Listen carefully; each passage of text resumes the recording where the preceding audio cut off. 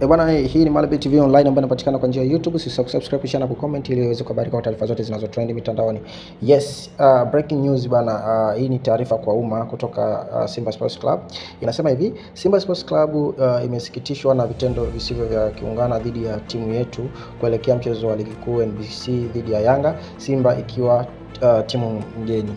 Kwa mujibu wa kanuni ya 17 ibara ya 45 ya kanuni ya ligi kuu bara, timu mgeni ina haki ya kufanya mazoezi kwenye uwanja wa mechi angalau mara moja kabla ya siku ya mechi katika muda tarajiwa wa mchezo husika. Kwa makusudi, Simba imenyimwa haki hiyo licha ya kufika uwanjani katika muda husika. Katika sintofahamu hiyo, Simba iliarifiwa na meneja wa uwanja kuwa hana maelekezo ya kuruhusu mazoezi kufanyika bila maelekezo ya kamishna wa mchezo.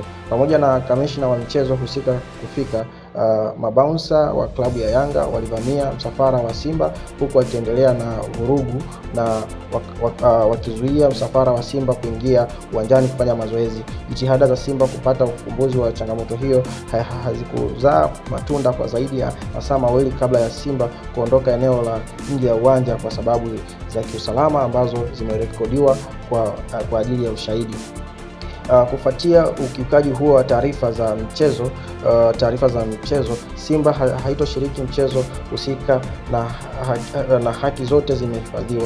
Simba inahimiza kuchukuliwa kwa hatua stahiki dhidi ya wahusika wote wa sakata hili. Imetolewa na management club ya Simba.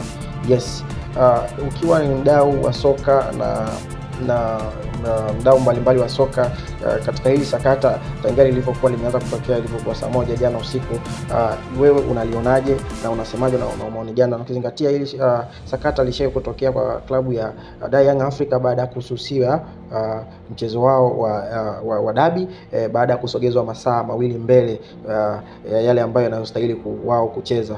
Kwa hiyo na wao walisusia mchezo kwa sababu zao ambazo waliziweka kikanuni, na hivyo Simba leo wamesusia mchezo kulingana na sababu zao ambazo ziko ndani ya kanuni ambazo zimekiuka na klabu ya Young Africa. Kuendelea kupata habari kama hizo, subscribe kisha na comment ili uweze kuhabarika kwa taarifa zote zinazotrend mtandaoni. Ciao.